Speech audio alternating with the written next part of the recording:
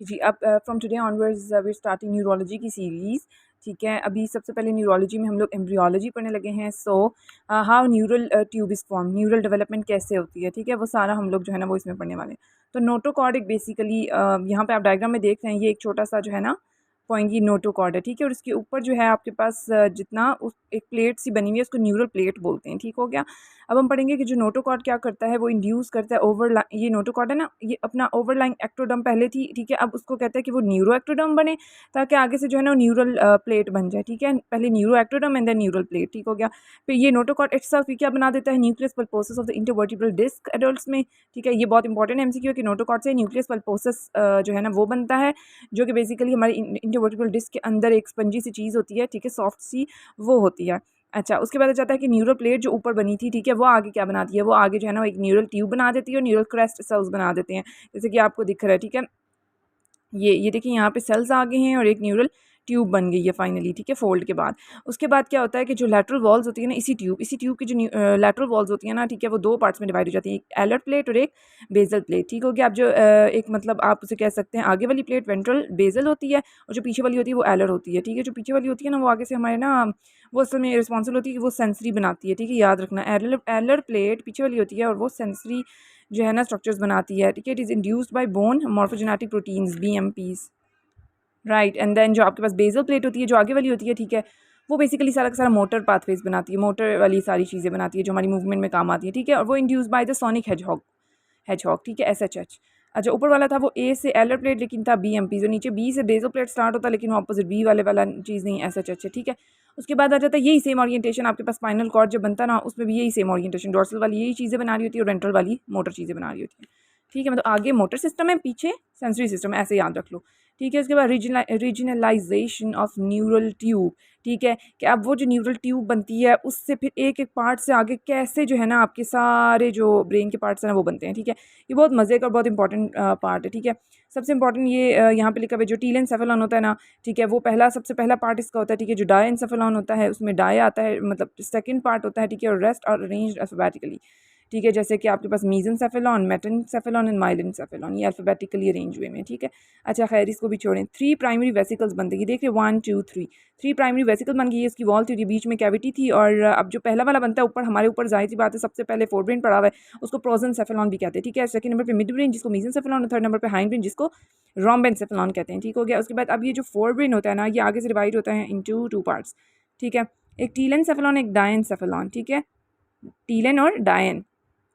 अच्छा, अब ये जो टीलेनसेफेलॉन होता है ना, ये आप देख रहे हो ये फोर ब्रेन कैसे दो मतलब मिक्की माउस वाले वो बन गए हैं। अच्छा, ये जो पहले 3 थी ना ट्यूब के पार्ट्स, वो अब 5 जो है ना वेसिकल्स बना दिए उसने, 5 सेकेंडरी वेसिकल्स बना दिए। अब जो टीलेनसेफेलॉन है, ठीक है, वो है क्या कहते हैं उसको, टीलेनसेफेलॉन जो है वो आगे से सेरिब्रल हेमिस्फीयर्स बना देगा और बेसल गैंग्लिया, ये दो चीज़ें जो है ना वो टीलेनसेफेलॉन से बनती हैं, ठीक हो गया। और जो डायनसेफेलॉन तो वो आपके पास थैलेमस, हाइपोथैलेमस और रेटिना ये बना देता होता है, ठीक हो गया। उसके बाद आ जाता है, इसी का आगे हम कंटिन्यूएशन पढ़ लेते हैं कि यहाँ पे हमारे पास जो कैविटीज़ नहीं बनती, जो मैंने उधर बताया था कैविटीज़ क्या बना देती होती हैं, ठीक है। यहाँ पे देख रहे हैं हम, ये वो मिकी माउस वाली चीज़ थोड़ा सा इस तरह करके नीचे आ गई है, तो उसने थोड़ी सी कैविटीज़ बना दी हैं। तो यहाँ पे ये वाला जो है ना वो एक लैटरल वेंट्रिकल बन जाता है और एक बीच वाला जो होता है वो थर्ड वेंट्रिकल बन जाता होता है। ये आपको पता होना चाहिए कि ये पूरे के पूरे जो फोरब्रेन वाला हिस्सा था ना, उससे ये लैटरल और थर्ड वेंट्रिकल ये दोनों उसी से जनरेट हुए, जो पहले दोनों वेंट्रिकल्स होते हैं, ठीक है। सबसे पहले यही दो आते हैं ना, तो वो फोर ब्रेन से बनते हैं, ठीक है। यहाँ पे मैंने बता दी कि टीलेनसेफेलॉन से दो चीज़ें बनी थी, बेसल गैंग्लिया और सेरिब्रल हेमिस्फीयर्स दोनों के दोनों, और डायनसेफेलॉन से बाकी 3 चीज़ें बनी थी, थैलेमस, हाइपोथैलेमस एंड रेटिना। उसके बाद हम लोग पढ़ेंगे कि मिड ब्रेन जो हमारा पास होता है वो सिंपली उसको मीजनसेफेलॉन भी कहते हैं, वो ये वाला पार्ट बना देता होता है और बस ये बात खत्म हो गई है कि ये मिड ब्रेन है। और ये मिड ब्रेन होता है और इसके इर्द गिर्द सेरिब्रल एक्विडक्ट पड़ी होती है, तो हम कहते हैं ये मिड ब्रेन से ही सेरिब्रल एक्विडक्ट भी जो है ना वहाँ पर ये देख रहे हो अंदर वाली डक्ट, इसको सेरिब्रल एक्विडक्ट ऑफ सिल्वियस कहते हैं, जहाँ से जो है ना वो CVS पास होता है, सॉरी CSF पास होता है। अच्छा, उसके बाद आ जाता है hind brain which is also called as rhombencephalon, it gives right to metencephalon and myelencephalon. अच्छा, मेट पहले आया और माइल बाद में आया, ठीक है, लेकिन ठीक है लेकिन नहीं। अच्छा, मेटेनकेफेलॉन एंड माइलिनकेफेलॉन, ठीक है, ये वाला ये देख रहे हो। अच्छा, इसमें ऊपर वाला पार्ट था मेटेनकेफेलॉन, उसने ना आगे दो चीज़ें दे दी, ठीक है। अब क्या क्या जो बच गई थी, मिड ब्रेन अगर हो गया निकाल दो, मिड ब्रेन के ऊपर क्या पड़ा था और नीचे क्या पड़ा था, बल्कि नीचे ही था जो भी था। मिड ब्रेन जो था उसके जब हम लोग स्ट्रक्चरली देखते हैं मिड ब्रेन के नीचे क्या पड़ा होता है, पॉन्स पड़ा होता है, उसके नीचे क्या पड़ता है, मिडुल्ला पड़ा होता है, और इन तीनों के बिल्कुल पीछे क्या पड़ा होता है, सेरिबेलम पड़ा होता है। ठीक है, अब जो पॉन्स और सेरिबेलम हमने बता दिया मेटेनकेफेलॉन से बना है, और जो माइलेनकेफेलॉन है वाई सबसे एंड पे आता है ना, ABC में वाई मतलब जेड से पहले आता है, तो आखिरी वाली चीज़ थी उसने जो है ना वो मेडुल्ला ऑब्लोंगेटा बना दिया। ठीक हो गया। अब ये ऊपर वाली दोनों चीज़ें, एक तो upper part of the fourth ventricle बच गया ना, तो उसका अपर पार्ट ऊपर वाली चीज़ बनाएगी, नीचे वाली चीज़ lower part of the fourth ventricle बनाएगी। That was it. और ये बहुत इंपॉर्टेंट है, डेरिवेटिव्स इसमें से MCQ पूछे जाते हैं। ठीक है, then comes the central and PNS peripheral nervous system. ये कहाँ से ओरिजिनेट होते हैं? ठीक है, अब जो आपको वो जो न्यूरल ट्यूब बताई थी ना, ठीक है, उसका एपिथेलियम भी होता है, न्यूरो एपिथेलिया। ठीक है, वो क्या बना देती है, उसकी जो वो बेसिकली CNS हमारा जो सेंट्रल नर्वस सिस्टम होता है, ठीक है, उसके न्यूरॉन्स बना देती है। ठीक है, और CNS की जो ग्लायल सेल्स होते हैं ना, यानी कि जो मैं आगे बताऊंगी आपको, एस्ट्रोसाइट्स होते हैं, ओलिगोडेंड्रोसाइट्स होते हैं, और एपेंजाइमल सेल्स होते हैं। ठीक है, जिनको सपोर्ट वगैरह प्रोवाइड करते हैं, नरिशमेंट देते हैं। आगे सारा डिटेल में पढ़ेंगे इन सेल्स के बारे में। तो सिंपली न्यूरो एपिथेलियल सेल्स ने CNS बना दिया, उसकी सारी चीज़ें, और न्यूरल क्रेस्ट सेल्स ने PNS यानी पेरिफेरल नर्वस सिस्टम बना दिया। अब जो PNS आता है ना, उसी में हमारे पास आती हैं डोर्सल रूट गैंग्लिया भी, ऑटोनॉमिक के सारे गैंग्लिया, सिम्पैथिक पैरासिम्पैथिक के और एंटेरिक के, उनके जो ग्लायल सेल्स होते हैं ना, उनमें आते हैं Schwann cells, stellate cells, satellite cells. और इसके इन सब के अलावा neural crest cells is also responsible for making adrenal medulla. ये एक बात है जो आपको बस पक्की वाली पता होनी चाहिए। और एक बात ये कि न्यूरो एपिथेलियल सेल से CNS की सारी चीज़ें बनाई हैं, न्यूरल क्रेस्ट सेल ने PNS की सारी चीज़ें बनाई हैं। और फिर हमारे पास एक चीज़ होती है जी मीजोडर्म। मीजोडर्म में क्या बनाया है? मीजोडर्म ये भी एक अलग सी बात लिखी हुई है, तो ये बहुत इंपॉर्टेंट है कि इसने माइक्रोग्लाया लाइक मैक्रोफेजेस, यानी हमारे ब्रेन में जो आपके पास स्कैवेंजर सेल्स होते हैं ना, जो वो माइक्रोग्लाया होते हैं, वो मैक्रोफेजेस की तरह होते हैं, वो मीजोडर्म बनाते हैं। याद रख लेना। ठीक हो गया। उसके बाद आ जाता है हमारे पास न्यूरल ट्यूब, ये जो बनी थी पीछे, उसके जब डिफेक्ट्स आते हैं फिर क्या होता है। अब आपके पास वो न्यूरल ट्यूब अगर बंद ना हो, एक ट्यूब की तरफ फॉर्म में ना आए, वो बंद ना होए, ठीक है, 4 वीक तक, ठीक है, तो आपके पास न्यूरल ट्यूब के डिफेक्ट्स आना शुरू हो जाते हैं। ठीक है, और क्या क्या ये किस चीज़ से associated होता है? हम कहते हैं ना फॉलिक एसिड बहुत इंपॉर्टेंट है, फर्स्ट ट्राइमेस्टर में लाजमी प्रेग्नेंट फीमेल को लेना चाहिए। तो वो फॉलिक एसिड की डेफिशिएंसी ड्यूरिंग प्रेगनेंसी अगर हो जाए ना, तो ये होते हैं एंटीडीज, न्यूरल ट्यूब डिफेक्ट्स। ठीक है, इसकी डायग्नोसिस कैसे करना होता है? आपने अल्ट्रासाउंड कराना होता है, एक तो वीक 4 याद रखना है। ठीक है, एक फॉलिक एसिड की डेफिशिएंसी होती है, ठीक है, दूसरा अल्ट्रासाउंड कराते होते हैं। ठीक है, उसके अलावा मैटरनल के सीरम के अंदर AFP levels are very important. ठीक है, ये आपके पास ज़्यादा हो जाते हैं जब आपके पास ओपन एंटीडीज हो जाए।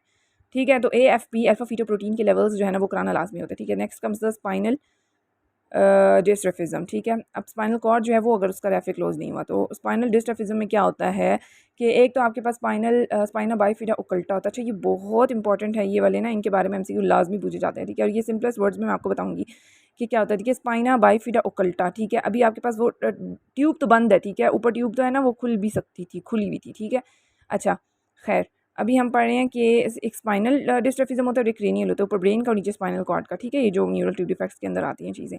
अगर आपके पास में स्पाइनल कॉर्ड की बात करूँ तो उसमें ओकल्टा एक आता है।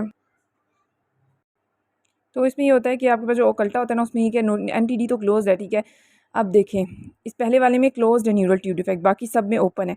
इसमें होता क्या है कि failure of the caudal neural tube to close spina bifida occulta में जो आपके न्यूरल ट्यूब का जो सबसे नीचे वाला पार्ट होता है ना वो बंद नहीं होता। ठीक है, लेकिन अभी हर्निएशन नहीं हुई। ठीक है, बाहर की तरफ नहीं आया। ठीक है, ड्यूरा मैटर अपनी जगह इंटैक्ट, अभी मैं आगे बताऊंगी आपको। ठीक है, और ये लोअर वर्टिब्रल लेवल्स पे देखा जाता है, जाहिर है। ठीक है, और ये आपके पास बस इसमें याद रखना है कि टफ्ट ऑफ हेयर होएगा। ठीक है, या फिर स्किन डिम्पल हो रहा होगा, प्रेजेंट होगा at the level of the bony defect. ठीक है, अभी मैं आगे बता रही हूँ आपको कि जैसे मेनिंजोसील होता है। ठीक है, ये ओपन होता है। ठीक है, इसमें मेनिंजीज बाहर निकल रहे होते हैं, लेकिन न्यूरल टिश्यू कोई बाहर नहीं आता, यही फ़र्क पूछा जाता है। ठीक है, उसी बोनी डिफेक्ट से बाहर मेनिंजीज आते हैं, लेकिन न्यूरल टिश्यू जो है वो नहीं आता। और जो माइलो मेनिंगोसील होता है उसमें meninges plus the neural tissue, for example जो कॉर्डा इक्वीना होता है वो बाहर आ जाता होता है, herniate through the bony defect, ये भी ओपन होता है। और माइलोशीसिस इसमें exposed unfuse neural tissue without skin और मेनिंजियल कवरिंग एक्सपोज्ड है। शीसिस जैसे वो गैस्ट्रोशीसिस होता था उसमें वो एक्सपोज होता था और ओम्फेलोसील बंद होता था, इसी तरह माइलोशीसिस भी एक्सपोज्ड होता है और इसमें भी जो है ना, लेकिन कोई स्किन या मेनिंजियल कवरिंग उसके ऊपर नहीं होती प्रेजेंट। अच्छा, उसके बाद आ जाता है हमारे पास एनेंसेफली यानी क्रेनियल डिस्ट्रॉफिज्म।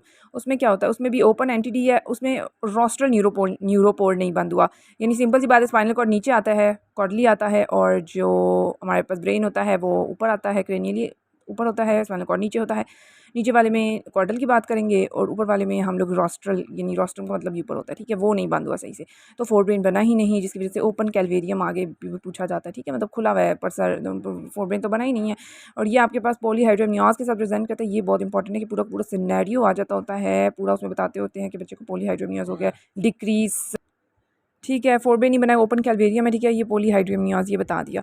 पॉलीहाइड्रोमियास का आता होता है MCQ, decrease fetal swallowing due to lack of neural control, ये समझ लग रही है, ठीक है। तो पेशेंट का प्रेजेंट किया हुआ होगा पॉलीहाइड्रोमियास के साथ, ठीक है। आपको अल्ट्रासाउंड पे ज़्यादा उसका जो है ना, आप 4 इंडिसेस में आप देखोगे ना, जब आपको AMI ज़्यादा मिलेगा, ठीक है, एमनियोटिक इंडेक्स AFI, तो उसकी वजह से वो पॉलीहाइड्रोमियास होगा, तो अब आपको सस्पिशियस होना चाहिए इसका एनेंसेफली का, ठीक है।